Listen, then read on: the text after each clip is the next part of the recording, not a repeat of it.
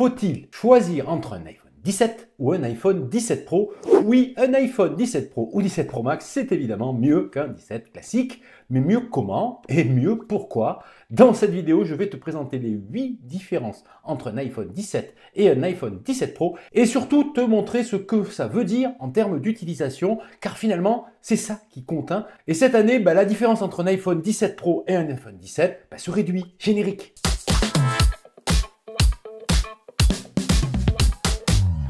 Salut à tous, vous êtes bien sur la chaîne Giga Content. Ouais, c'est bien là. J'espère que vous allez bien, j'espère que tu vas bien.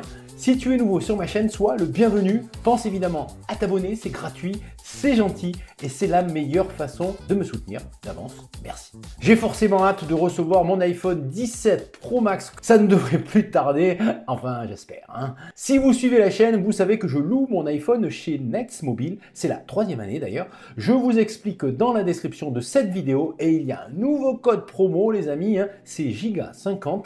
Comme 50 € offerts sur votre abonnement. Bref, c'est parti pour les 8 différences entre les iPhone 17 classiques et les iPhone 17 Pro, c'est-à-dire l'iPhone 17 Pro et l'iPhone 17 Pro Max. Et la dernière est la plus importante, vous allez voir, restez jusqu'au bout. Allez, sitôt bien installé et bien hydraté, c'est parti.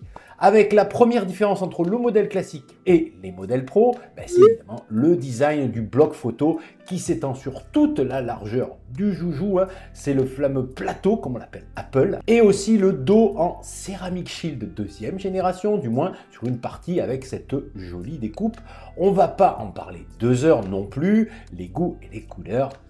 Mais selon moi, cette différence de design n'est pas un facteur à prendre en compte dans le choix du joujou. Certes, l'iPhone 17 Pro Max a un plus grand écran, l'iPhone 17 Plus n'est pas sorti, donc du coup, le piège du grand écran est toujours présent. Je dis piège car ça coûte cher de passer de 6,3 pouces de diagonale pour l'iPhone 17 classique à 6,9 pouces de diagonale pour l'iPhone 17 Pro Max. On en reparlera plus tard de cette histoire.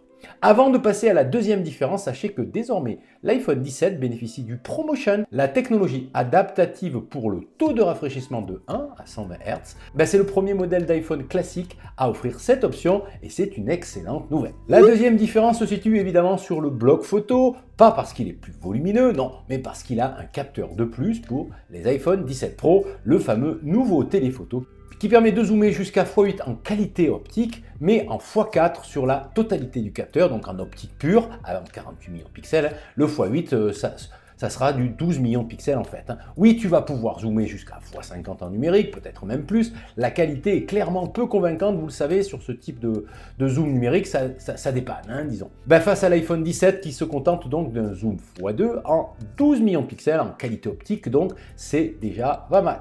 Mais c'est en fait la seule différence optique entre les deux modèles. Alors ça change quoi dans la vraie vie? Alors si vous êtes photographe occasionnel, franchement, pas grand chose. Vous utilisez, j'en suis sûr, le capteur principal dans 80% des cas. Le super grand angle est présent sur l'iPhone 17 aussi, en cas de photos de groupe par exemple, ou encore pour vos photos de monuments. C'est une question en fait de polyvalence et non de qualité les amis. Les photos prises avec l'iPhone 17 seront aussi qualitatives au niveau du rendu. C'est dit, c'est en vidéo que l'iPhone 17 Pro creuse l'écart pour les vidéastes, les amis.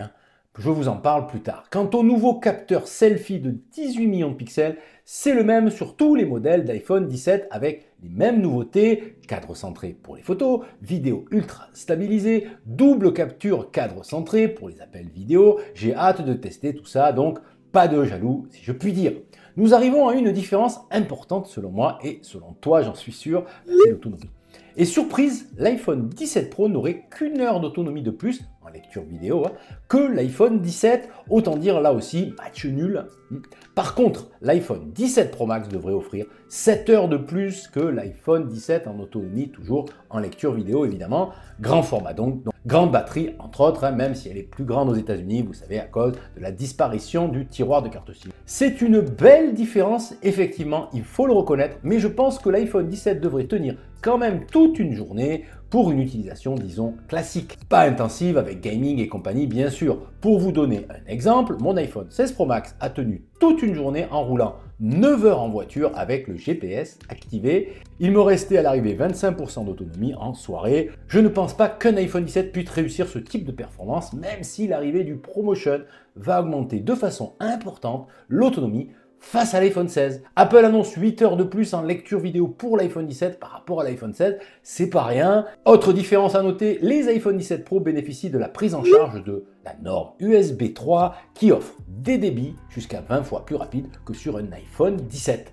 Qui reste évidemment à la norme USB 2. Ça ne va pas vous changer la vie, franchement, c'est vraiment utile si vous filmez avec un iPhone sur un disque dur externe par exemple. Sinon, l'iPhone 17 Pro ne se charge pas plus vite. Voilà. Évidemment, l'iPhone 17 Pro et l'iPhone 17 Pro Max ont une puce différente. La puce A19 Pro est pour la première fois sur un iPhone par 12 Go de RAM, ça c'est pour les modèles Pro. Ce combo offre une puissance supérieure et un cœur GPU de plus par rapport à la puce A19 et ses 8 Go de RAM qui équipent les iPhone 17. À part sur un benchmark ou en mode gaming extrême, il y a peu de chances que quelqu'un voit la différence à l'utilisation. Cette combinaison de composants est intéressante si votre iPhone est un outil de travail créatif. Sinon, la puce A19 est top les amis. On va passer à deux différences plus techniques, là aussi intéressantes pour les créateurs de contenu, vlogueurs, podcasteurs, chanteurs, danseurs. Vous avez compris. Car oui, l'iPhone 17 Pro peut clairement être considéré comme la caméra ultime des créateurs de contenu. Je pèse mes mots. Car il est puissant et surtout, il est dans ta poche tous les jours. Les iPhone 17 Pro ont 4 micros de qualité studio et un capteur LiDAR, il faut le rappeler. Ces composants ne sont pas présents sur les iPhone 17 classiques. Rayon vidéo toujours, les iPhone 17 Pro prennent en charge le format ProRAW en photo et des fonctions très pro en vidéo. La 4K 120 images par seconde, par exemple, pour des super ralentis en haute résolution. Ça prend en charge aussi le format ProRes RAW, le système ACES et la gestion de l'Apple Log 2. Tout ça, c'est sûrement du charabia pour vous, mais pour les vidéastes, c'est clairement un game changer pour la création et même pour le cinéma. Si, pour le cinéma, ouais. Sachez que pour faire de la vidéo de vacances, de loisirs, pour partager sur les réseaux sociaux, tout ça ne sert à rien. Si vous ne faites pas de l'étalonnage en vidéo, oubliez tout ça.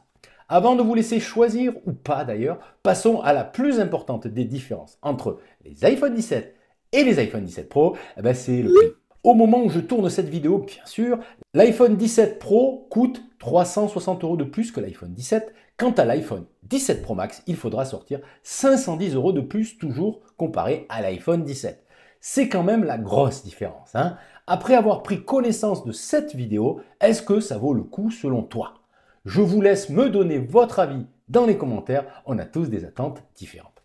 Entre un iPhone 17 et un iPhone 17 Pro, la différence reste assez minime selon moi. Ça vaut pas 360 €.